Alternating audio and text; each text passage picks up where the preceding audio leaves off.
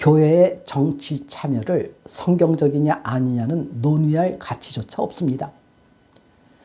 교회의 오직 하나의 사명은 하나님의 말씀으로 인해 하나님의 나라로 들어가게 하시는 진리를 가리키는 것이지 이 세상의 나라를 파라다이스 되게 하는 것이 아닙니다. 최근 설교 방송을 들어보니까 그 교회 이름이나 목사 이름이나 당시 날짜는 생략하겠습니다. 그 목사께서 설교 시간에 하나님을 향해 예배 드리러 온 교인들 향해 이렇게 말을 해요. 우리 교회에는 좌파교인, 우파교인들이 있다. 나는 우파 쪽으로 가다 보니 저 좌파들이 나에게 불만이 많다. 우파 정치인들이 출마를 위해 기도하자 하니까 좌파교인들이 들고 일어났다. 이 교인들에게 이 좌파교인들아 이러는 거예요. 그리고 참신앙이 들어가면 절대 좌파가 될 수 없다고도 합니다. 또 어떤 목사님은 정치권이 교회를 탄압한다면서 사탄아라고 소리치기도 하더라고요. 목사가 하나님께 예배드리러 온 주님의 양들을 향해 자기와 같은 성령의 정치 참여를 추구하면서 반대쪽을 적대시하도록 명령하고 있더라고요. 대부분이 대형화된 교회들이었습니다. 바울은 예수님이 승천하신 후 교회가 최초로 시작할 쯤에 그리스도인들을 핍박했습니다. 먼 지역까지 가서 그리스도인을 잡아 끌고 오려고 살기가 등등했던 바울이었습니다. 그런데 교회가 바울을 대적한 적이 있었습니까? 예수님의 사도 베드로께서는 베드로전서 2장 13절에서 18절에 이렇게 기록하고 있습니다. 인간의 세운 모든 제도를 주를 위하여 순복하되 혹은 위에 있는 왕이나 혹은 악행하는 자를 징벌하고 선행한 자를 포상하기 위하여 그에 보낸 방백에 가라. 그 선행으로 어리석은 사람들의 무식한 말을 막으라는 겁니다. 자유하나 너는 자유자다. 그러나 그 자유로 악을 가리우는 데 쓰지 말고 하나님의 종과 같이 하라.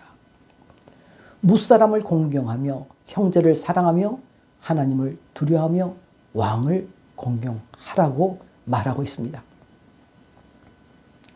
예수님께서 제자들에게 교회는 시대적 사명을 가지고 사회적 악을 대항하여 물리치고 의를 위해서 일어나라고 가르치신 적이 없습니다. 그런 것은 교회 밖에서 하든지 하는 것입니다. 교회의 존재 목적이 무엇입니까? 예수님께서 많은 병인을 고치시고 귀신들을 내어쫓으시며 이적을 행하니까 수많은 사람들이 몰려왔어요. 그래서 예수께서는 그들을 떠나시면서 이렇게 말씀하십니다. 나는 하나님의 나라의 복음을 전하여 하리니 나는 이 일로 보내심을 입었노라. 이렇게 예수께서 세우신 교회의 목적이 당시 로마에서 이스라엘 나라의 주권을 되찾게 하시려 보내심 받은 것이 아니라 심령이 가난한 자에게 하나님의 자녀가 될 수 있도록 인도하시고 영원한 하나님의 나라를 소망하게 하고 그것에 들어갈 수 있는 생명의 진리를 가르치는 것이 이 지구상의 어떤 종교와도 다른 유일한 교회의 사명인 것입니다. 하나님께서 남유다 나라가 결국에 이방의 강대국인 바벨론에게 망하게 하실 때 예레미야 선지자를 보내서 대항하지 말고 너희 유대 백성은 바벨론으로 끌려가라고 하십니다. 그 유다를 망하게 하는 것은 이방의 바벨론이 문제가 아니라 너희가 하나님을 심령에서 떠났기 때문에 망하는 것이라고 말씀하시는 것입니다. 신앙은 하나님 앞에 항상 나의 중심이 어떤 상태인지를 살피고 점검하는 것입니다. 예수님의 가르침입니다. 마태복음 5장 44절에서 48절 그 유명한 말씀이죠. 너희 원수를 사랑하며 너희를 핍박하는 자를 위하여 기도하라. 그러면 하늘에 계신 너희 아버지의 아들이 된다고 하신 겁니다. 반대로 원수를 미워하고 핍박하면 너는 하나님의 아들이 될 수 없다는 얘기 아닙니까? 하나님은 햇빛을 너에게만 비치는 것이 아니라 악인과 선인에게도 비치고 비를 의로운 자와 불의한 자에게도 내리우신다고 말씀하십니다. 너희가 너희를 사랑하는 자를 사랑하면 무슨 상이 있으리요? 세리도 이같이 하느니라.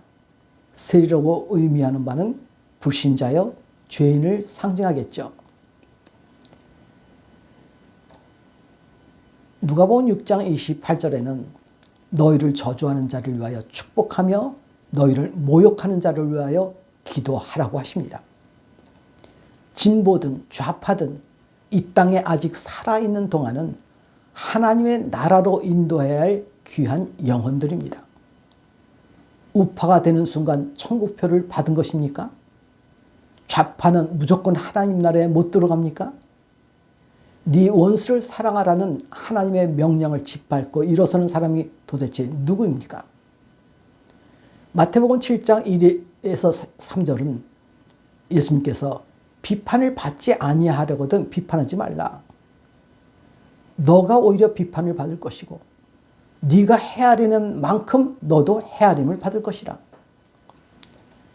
어찌하여 형제의 눈 속에 있는 티는 보고 내 눈 속에 있는 들보는 깨닫지 못하느냐. 사람은 누구도 남을 비판할 자격이 없다고 말씀하십니다. 사람의 비판의 대상은 항상 하나님 앞에 자신인 것을 잊지 마셔야 합니다. 내가 의인을 부르러 온 것이 아니요 죄인을 부르러 왔노라. 여러분, 이러한 성경 말씀은 너무나 익숙하지 않습니까? 하나님의 아들을 무죄한 예수 그리스도를 잡으러 검과 몽치로 왔을 때 제자 중 한 사람이 칼을 빼서 대항하려고 했죠. 그런데 예수께서는 오히려 만류하십니다. 내가 아버지께 직접 구해서 12영 더 되는 천사를 보내시게 할 수 없는 줄 아느냐? 왜 안 하냐면 이렇게 되리라는 성경이 이루어지지 않기 때문이다. 능력을 가지신 예수님께서 전혀 저항하지 않는 이유가 오직 하나님의 말씀의 성취가 자신의 목숨보다 절대적 위기 때문이라고 내복음서에 다 기록하고 있습니다. 교회가 하나님의 역사의 주인이라고 흥분하면서도 실제는 담임 목사가 역사의 주인이 되려고 하는 것은 아닌지요. 예수님께서 하나님의 아들 그리스도를 죽이려고 결정한 대제사장 앞에 끌려가서도 잠잠하셨습니다. 이스라엘 나라의 주권을 잃고 나서 주전 60년부터는 로마의 지배하에 있을 때도 그때 예수께서 오셨죠. 예수님은 헤롯 앞에 끌려가서도 유대인 독립을 위해서 정치적 발언 따위는 전혀 하지 않았습니다. 유대를 지배하고 있던 로마의 총독 빌라도 앞에 끌려가서도 그를 책망하거나 정치적 발언을 전혀 하지 않으셨습니다.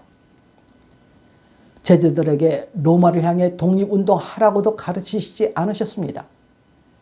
부활하시고 승천하시기 전에 제자들에게 명하신 것은 오직 한 말씀입니다.